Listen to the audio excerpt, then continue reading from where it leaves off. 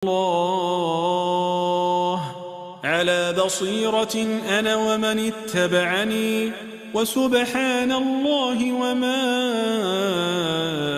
أنا من المشركين. بسم الله الرحمن الرحيم. الحمد لله رب العالمين، وأصلي وأسلم على المبعوث رحمة للعالمين سيدنا محمد وعلى آله وصحبه أجمعين. أما بعد. Dear brothers and sisters in Islam, Assalamu alaikum wa rahmatullahi wa barakatuh, and welcome to this live episode of Zad, coming to you every Sunday after Asr prayer in Mecca region, which is supposedly about 4:10 o'clock p.m. We begin with your first caller, Abid from Saudi Arabia. Assalamu alaikum wa rahmatullahi wa barakatuh. Wa alaikum assalam wa rahmatullahi wa barakatuh. Sheikh, my English is not so that fluency, but you can understand what's my point. Inshallah. Inshallah, jazakallah khair. Can I have your number? Can we call you directly? Is it possible for 2 to 3 minutes? It is possible. You can call the brothers in the control room. I hope, inshallah, the control room will provide you with my mobile number. You don't have any questions at the moment? No. Control, from where can I get the control room? They will give it to you now. Give that to her, please. Hamza from Bosnia. Thank you. Assalamu alaikum wa rahmatullahi wa barakatuh. Salam wa rahmatullahi wa barakatuh. Shay, I apologize for repeating this question and wasting your time, but I need something clarified. Sure. So I asked you on your website if it's allowed for me to go to public places to have coffee or tea with my friends where there is music playing in the background. And in all of my places, there's always music playing. So you answered to my question by just sending me a video. And I got confused that it is 2 different scenarios. So am I allowed to go there because I didn't initiate the action of playing music, or is it not permissible? Jazakum Allahu khairan. Wa jazakum. First of all, I don't know what was in the video, so don't quote me for that. However, listening to music is prohibited without any doubt. And music is prohibited in the 4 schools of thought. And it was mentioned in 3 places in the Quran. And it was prohibited by the Prophet ﷺ in Sahih al-Bukhari and elsewhere in the authentic Sunnah. Now, there is a difference, as the scholars say, between hearing and listening. What is the difference? Hearing is something that is unintentional, something that's not voluntary, something that is forced upon you and you have no control over it. So I am driving, and at the traffic light, a car parks or is there next to me, and the windows are rolled down, and the man in it is listening to music. He's blasting the sound with music. He's sinful, and he gains the sins of everyone who's listening to it, but he doesn't care. Maybe he has credit, I don't know. Maybe he's most likely ignorant and doesn't know the ruling. Either way, what are my responsibilities? Am I sinful for this music? If I'm hearing it, then there's no sin on me. But if I start tapping on the steering wheel and go with my head like this and enjoying it and singing with that song, then I'm listening to it. I'm sinful. Likewise, when you go to a mall, or unfortunately in some hospitals, if you are in public transportations, they may play music. In this case, are you hearing or listening? If I'm hearing it, which means that I'm not happy with it, I'm resenting it, I'm abhorring it, then there is no sin on you. Now, when it comes to restaurants and coffee shops and the likes, some scholars say that, yeah, you're going to eat, you're going to drink coffee, there's no problem in going there. However, the most authentic opinion is that your presence there is not of a necessity. It's not an issue of life and death. It's not the only supermarket in town where I have to go to do my groceries and they're blasting music all over their speakers. No, it is something I can control.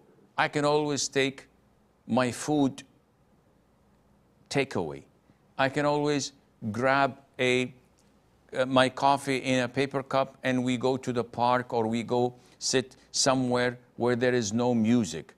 But it would be inappropriate for you as a practicing Muslim, following the way of the Salaf, known to be a da'i or trying to be in such a place where you would be hearing the music and sometimes be affected by it. And this happened to me once where I was in one of the hotels and we were having a coffee and all of a sudden they started playing the music. And it was a song that I knew like 45 years ago. And you cannot help it but to remember the lyrics and to remember how joyful it was to listen to music at that time. May Allah forgive us. So in such cases, run. Don't tarnish your heart.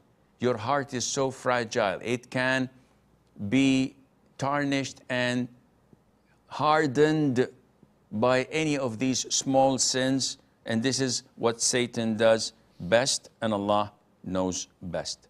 Farouk from Qatar.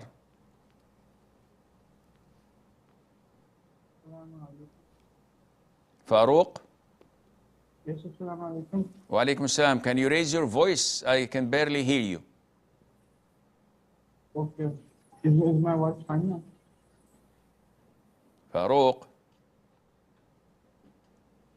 Okay, we've lost Farouk. Maybe you should get a new set of microphones. Fuad from Bangladesh.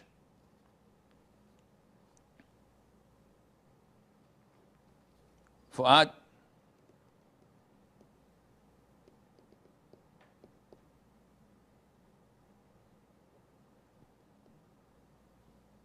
Okay, and Fuad went with Farouk to buy a new set of headsets. Now Faizan from India. Assalamu alaikum, Sheikh. Wa alaikum assalam wa rahmatullahi wa barakatuh. Rahimallahu walidayk wa ghafarallahu lak. Wa lana wa lakum. What can I do for you? Sheikh, is it permissible to make a congregation before the actual congregation in the masjid? Like, for example, our school allows us to go to the masjid, but gives us little time to pray. So we have to return before the actual congregation.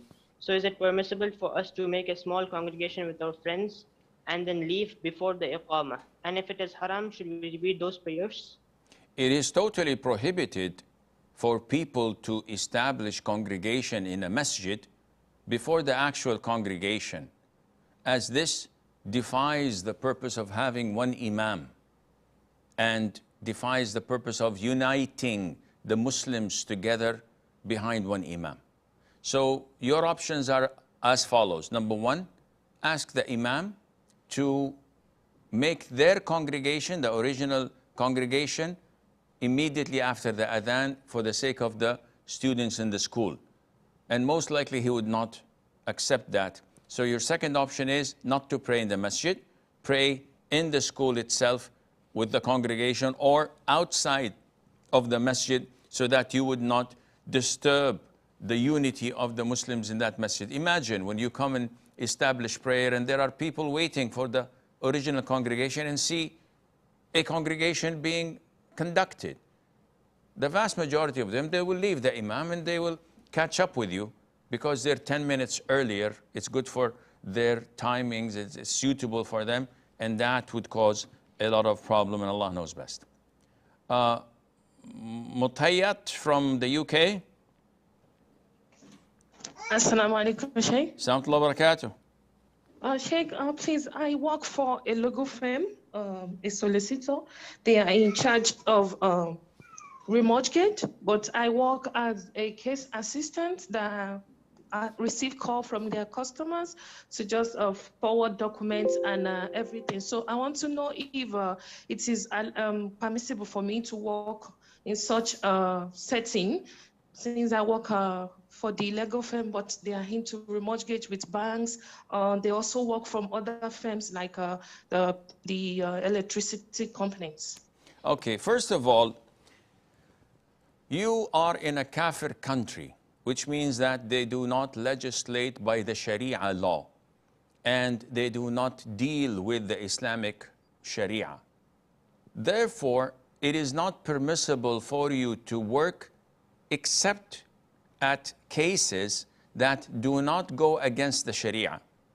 So if you work in cases dealing with mortgage, with insurance, with financing, with riba, with legislating other than what Allah has permitted, or enforcing laws that go against Islam, such as banning the marriage beyond at the age of 21 or 18, as it's in some countries, this is haram. This is legislating against Allah's law. So you cannot work at such cases, defending them or advocating them or endorsing their haram laws.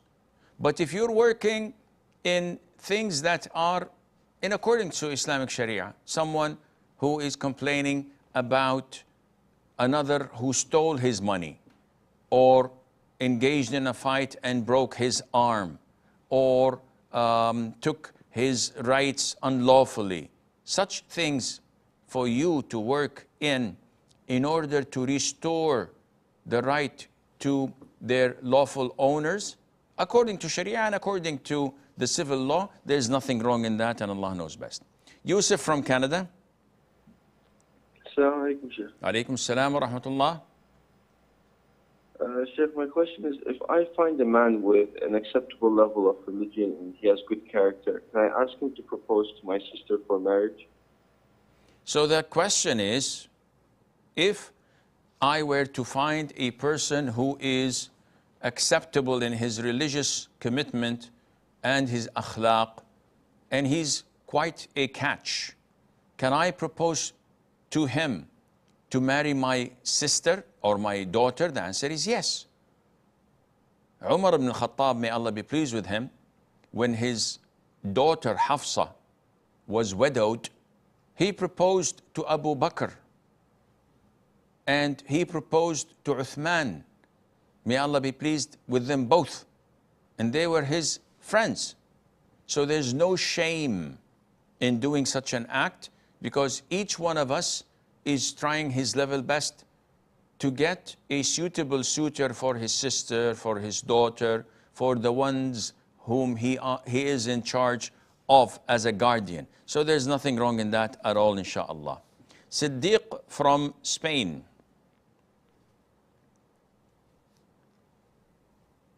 Siddiq.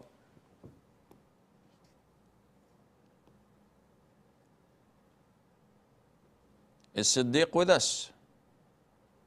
Okay. Assalamu alaikum. Wa alaikum assalam wa rahmatullahi wa barakatuh. Siddiq? My question is, I am a student and I received scholarship. Is there zakat on that? Okay. So Siddiq is a student and he gets a scholarship, meaning that they give him an allowance or a monthly salary. So is there zakat on it? The answer is, you have to understand the concept of zakat, because this is a pillar of Islam. So this is an important question for all Muslims. And you must learn these things, because in Islam, there are things that are mandatory for you to learn, such as how to pray, what to say, what is zakat if you have wealth, how to fast, the things that break your fasts. And there are things that are a communal obligation. If other scholars, students of knowledge, and people know of, it's not important for you to know. So if I were a poor person and I'm penniless, is it obligatory upon me to know what is zakat? No, I don't have to, because there is no zakat on me, so why would I learn it? So for us Muslims, we have to learn our religion. Now zakat, especially when we're talking about zakat of cash money, is obligatory upon me only with two conditions. Condition number one, that I possess a minimum, a threshold of wealth that is equivalent to 595 grams of silver. You go online and check how much is the value of 595 grams in silver, in your currency, whether it's a euro, dollars, real, dirham, or whatever.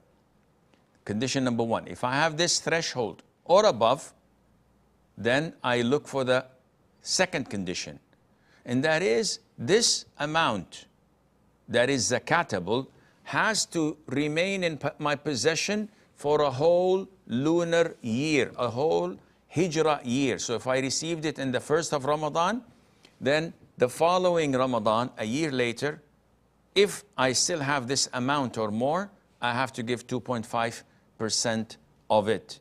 So I hope this answers your question. Sumayya from the Emirates. Assalamu alaikum, Sheikh. Salamullah. Sorry, Sheikh, I'm a little bit nervous, and I've been married for 16 years and I have 3 kids. So in my life, whenever there is a problem, my husband will not solve the issue. Instead, he will just send me my home and will not call me. He will not take the expenses for 1 year or more than that. And he will come back after 1 year. After that, he will come back and we will return like to the normal life. This already happened 3 times in my life, and I felt more worthless and I don't want to be burdened for my family, so I went with him. And right now I'm in the same situation, and I'm in UAE and he is in India now, and for 5 months he is not calling me. He's not taking the expense or nothing like that. As we are having a rental agreement for before 2 months, he just did that, and alhamdulillah, I have got a courage to do the online classes, and I'm little bit earning for ourselves, for me and my children. And for 2 months, I'm taking the complete expenses of my family. And this time, I didn't make any attempt to call him, to convince him. So everyone are blaming me like I'm not taking the responsibility, like I'm not calling him or I'm not convincing his family. So it is like a mental torture for me, and I want to know that am I sinful, Sheikh? For not calling him. I'm afraid that if it happens again, if I call him, that I'm afraid that it will happen again.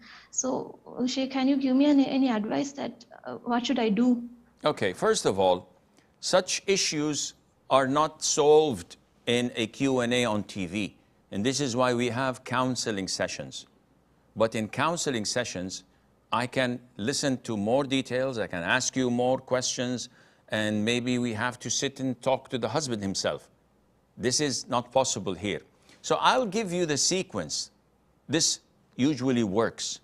Number one, you've been married for 16 years with 3 kids, and he has done this 3 times. Possibilities for me as a counselor. Number one is that he is an evil person. He doesn't fear Allah. Maybe he's a mummy's boy. So his mom says to him, send her home. And he does that. And there are lots, especially from the subcontinent, unfortunately, who are not real men. They don't have a spine. So whatever mama says to them or baba says to them, they will do it immediately. In this case, this is a different scenario. Number 2, maybe he did this because as a victim, you come on live TV, you talk to me, and the sheikh is soft-hearted and he cries with you and you say, hey, the poor thing, not knowing that she's the villain and the poor victim is the man. When you speak to the man, and this is what I usually do, and the man says things that, whoa, see, when you listen to one party, you make a mistake. So I listen to you and I say, well, your husband needs to be hanged. But when I listen to him and he refutes what you said and explains his position with evidences, I said, your wife should stand in front of a firing squad. And when they both sit together and I listen to him and to her at the same time while they're exposing each one's reality, 50% of what he said goes down the drain, 50% or more of what she said goes down the drain. Because now there's someone to rectify or to say or falsify what their other party is saying. So I have to listen to his side of the story. Let us assume, because this is not a counseling session, let us assume everything you said was right. That he's a mommy's boy, he doesn't fear Allah, he doesn't provide for you or your children, he sends you to your parents' house for 6 months and sometimes for a year until you beg and patch things up. This is not a real man. Him not providing for you and for your children is a legitimate reason to go for divorce. But would we encourage women to go for divorce? Sometimes he's the best of the two evils, not the worst. So if she were to be divorced, she would not have anyone to provide for her, which is the case at the moment, or she would not have a shelter or a house to take her in with her children. So she would be forced to do heinous things. So some women, we say, it's like cancer, you have to live with it until he dies. Then you will inherit him, inshallah. Other than that, I cannot help you because his parents are as evil as he is. And this guy, as I said, he's spineless. So this is your test from Allah. Sometimes a woman is, capable and financially independent. Why would you stay with such a wimp? Someone who treats you like trash. If what you're saying is true. See, all of these things are a cocktail, depending on the situation, which I'm unable to determine at the moment. So this is your choice. This is your life.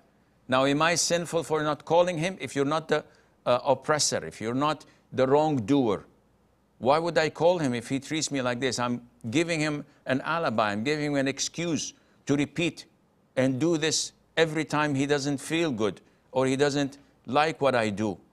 So is this a kind of a life? Is this a marriage? No, it's not. And believe me, Allah would not leave him alone. If you're listening to me, I doubt you listen to some sheikh from Saudi Arabia like myself, especially the one who insults men when they're wrongdoing. But if you were listening to me, wallahi, Allah will not leave you alone. You can do whatever you want to this woman and to your children. You can oppress them like hell. No problem in that. Go ahead. Don't ever think for a moment that Allah is going to leave you alone. It's coming. If it did not come yet, wait for it. Wait for it and it'll come. But when the wrath of Allah comes, you would have wished that you would not have ever done such a thing to your wife and to your children. So may Allah make things easy for you. Dino from the US. Assalamu alaikum. Samtullah. I have an eye infection and I want to know, since I don't think I can do wudu, how can I make wudu, and do I have to do tayammum? Okay, may Allah Azza wa Jal cure your infection and restore your health back to better than it was before. If a person is unable to perform wudu due to the lack of water, there is no water existing, or there is a barrier or something preventing him from using water, such as an illness, Allah mentioned in 2 verses in the Quran. So there is in Surah Al-Ma'idah and Surah Al-Nisa that you may refer to tayammum, and it's called dry ablution. How is it done? You strike the earth once, the soil, the ground, whatever, once, and you wipe your face and your hands. Whether you start with the face or with the hands, both are the same, and it's mentioned in the authentic hadith, and it's also referred to the ayah of the Quran. So both is acceptable, inshallah. So if you're unable to wash your face or to get water close to your eyes due to surgery, to illness, to acne to whatever, and the doctors say you have to stay away from water, there is no problem in performing tayammum, and this would substitute for wudu. And Allah Azza wa Jalla knows best. Sidi from Germany. Assalamu alaikum, Sheikh. Assalamualaikum. How are you, Sheikh? I'm doing well, alhamdulillah, Sidi. Sheikh, I asked you in the past that about reciting silently, silent raqqa, if we should recite with some voice or without voice, and you said we can recite without voice. Is it only in the congregation, or can I also recite without voice alone? You are entitled to recite silently without a voice, providing you are moving your lips and tongue with the recitation, whether you're praying as an imam in silent prayers, or you are praying alone, or you are a follower in congregation.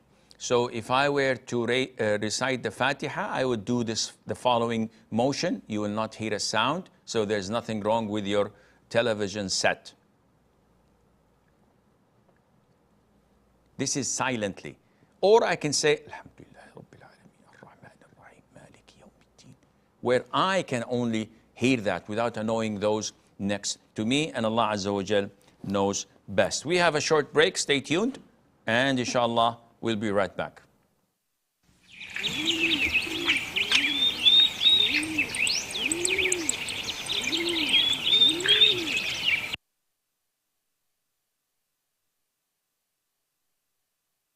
Assalamu alaikum wa rahmatullahi wa barakatuh. Today I'm going to talk about the book Interactions of the Greatest Leader. Prophet Muhammad sallallahu alaihi wasallam reminded us through his guidance and example that Islam is complete submission to the will of Allah. For one who submits, a mere declaration or display of belief will not be taken for success, but his or her heart and soul will certainly be put to test. Allah tested the Prophet of Allah sallallahu alaihi wasallam severely in order that he sallallahu alaihi wasallam becomes an example for his companions to follow. Similarly, he tests the believer to see whether he lives a righteous life in accordance with the instructions and commands set by Allah, or lives according to what his desires dictate. Whether the faith he displays is firmly rooted in his heart, or is it merely on the surface. He will be tested to see whether he will continue to have faith and love of Allah when in a calamity, as he does when in comfort, whether he will continue to remember and worship him if given bounties and comforts of life, as he does when he lives a modest life. Allah will undoubtedly test him to see if his faith, trust and love of him is unconditional, or is it conditioned upon good health and a comfortable life, free from stress and anxiety. The Prophet of Allah sallallahu alaihi wasallam showed us through his own example that for a righteous Muslim, this life is a testing ground where he will continue to be tested until he meets Allah. For him, tests will be conducted on earth while he lives, and not after he dies. He knows that as soon as death arrives and he steps into the next world, his tests are over. There, he only receives the result of his tests and enjoys the fruits of the deeds that he committed during a short span of time called life.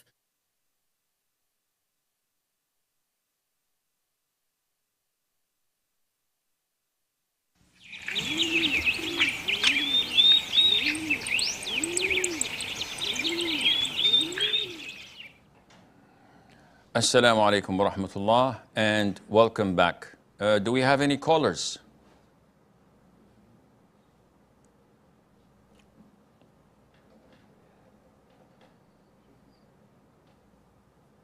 So give us a second until the control room decides whether there are callers or not.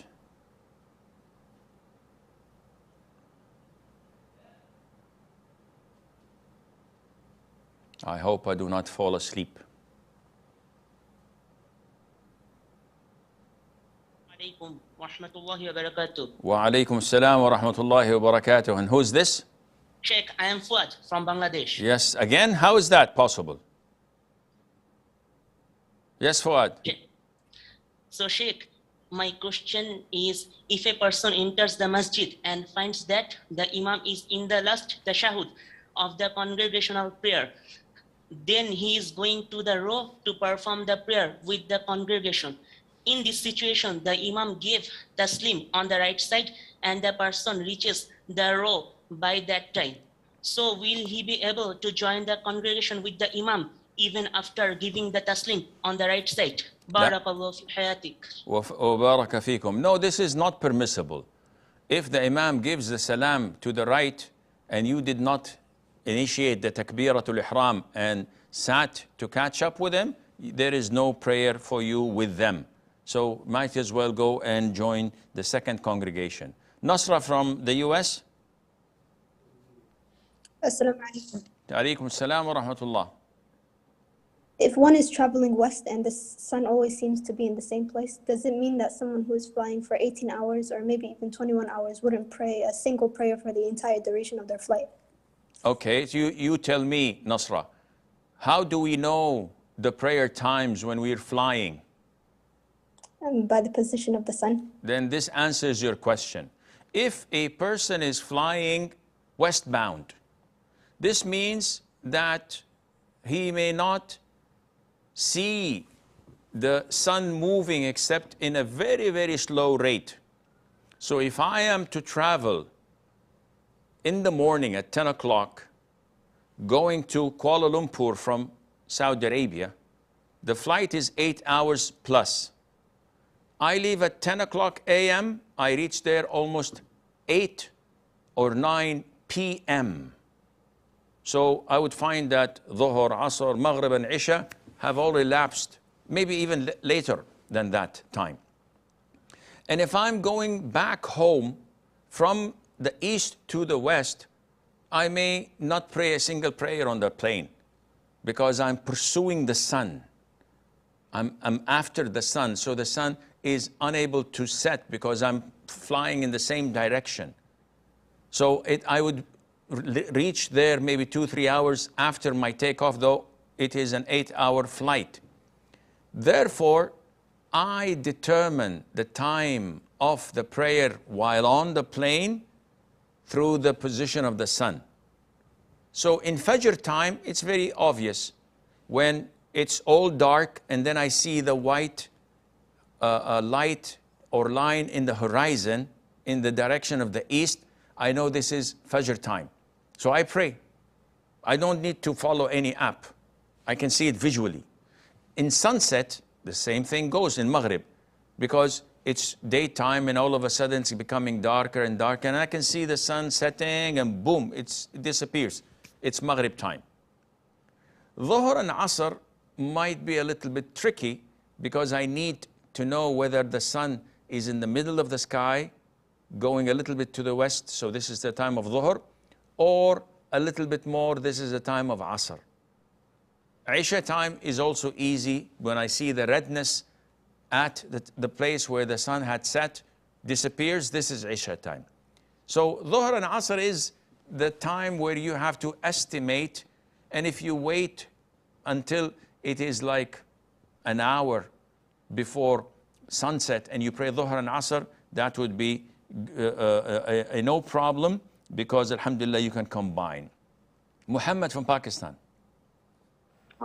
Sheikh, there is a sensor in the soul. Our soul can sense what is sin and what is a righteous deed.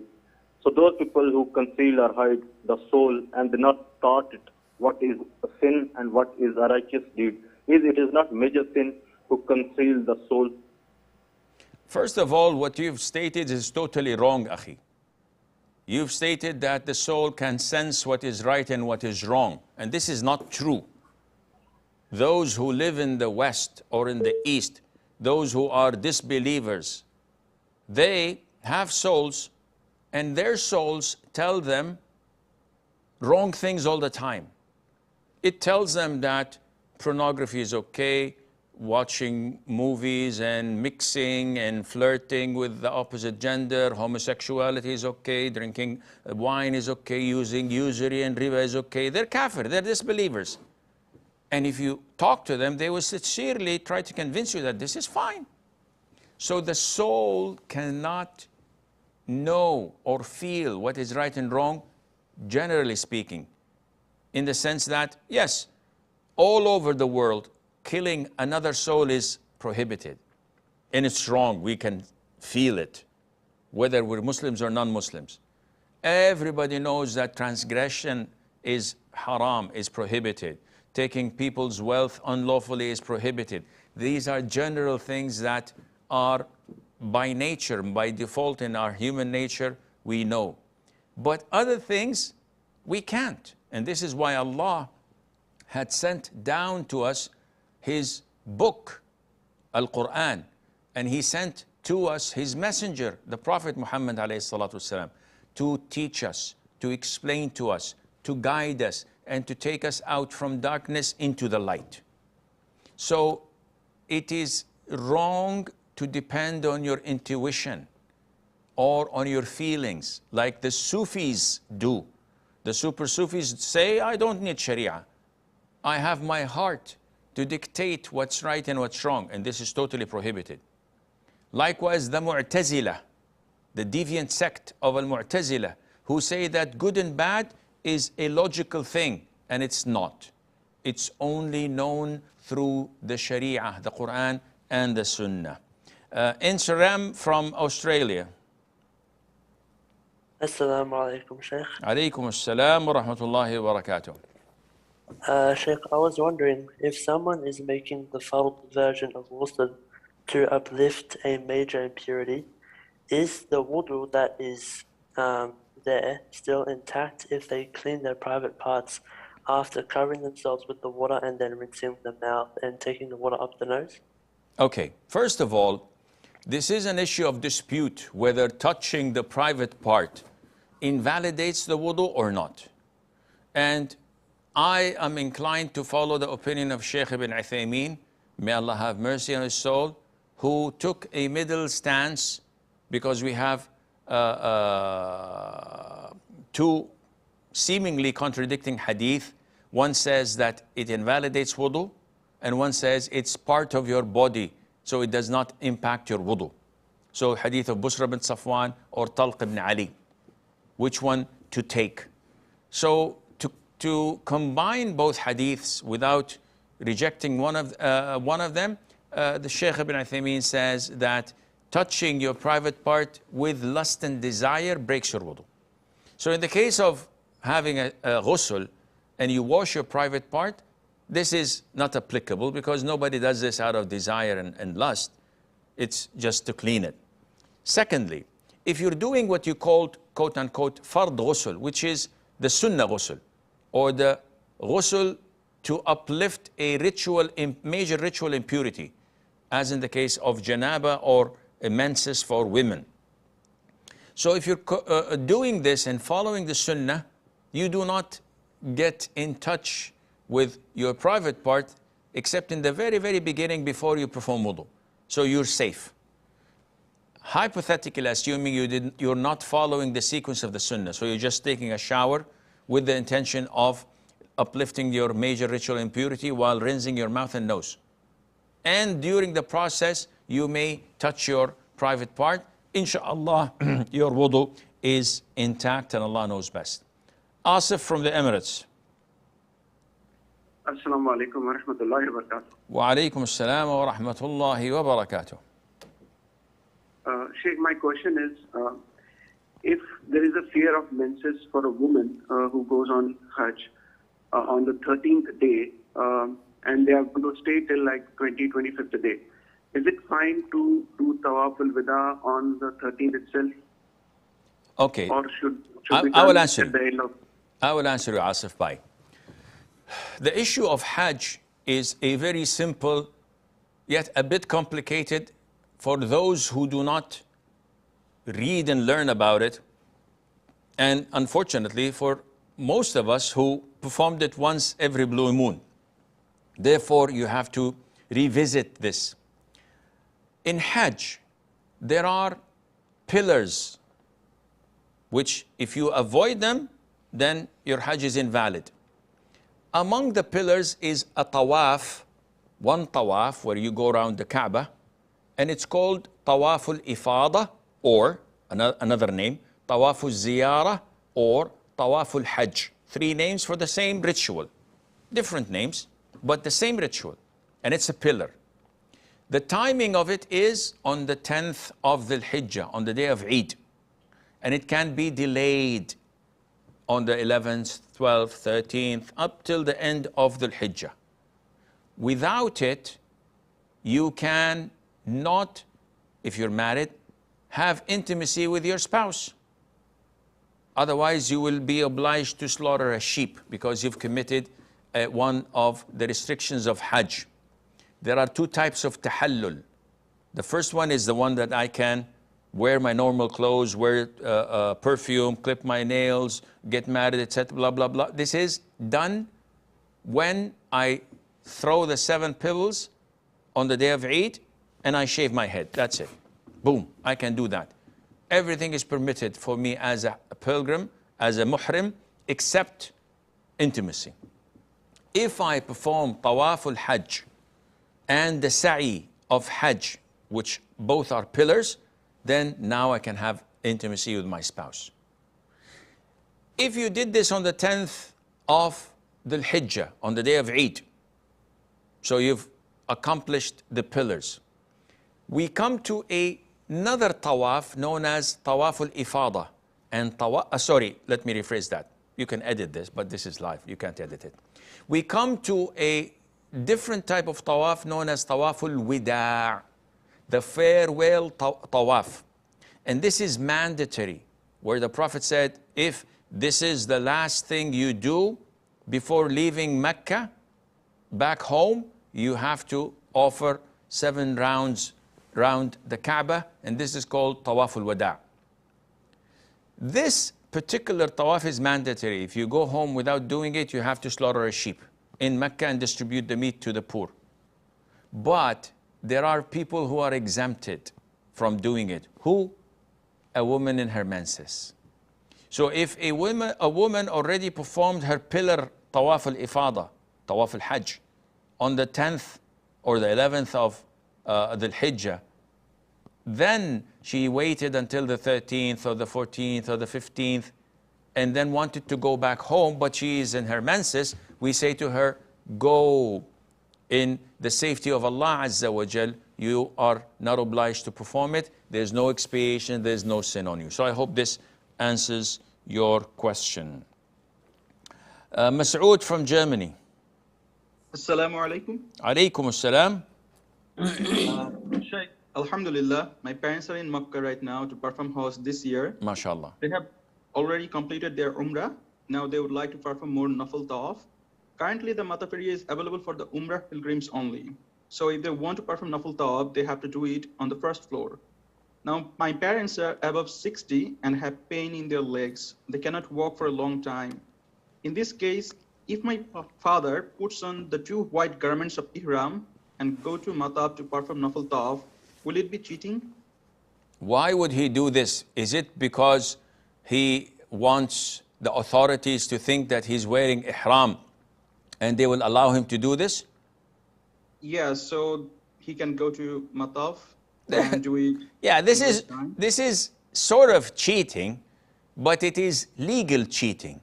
So we know that Nafil Tawaf is not mandatory and Ihram is not one of its conditions. I can perform Nafil Tawaf wearing this attire. But if a person says, I would like to wear my 2 towels, the white towels, as if I am a muhrim, but I'm not in the state of Ihram.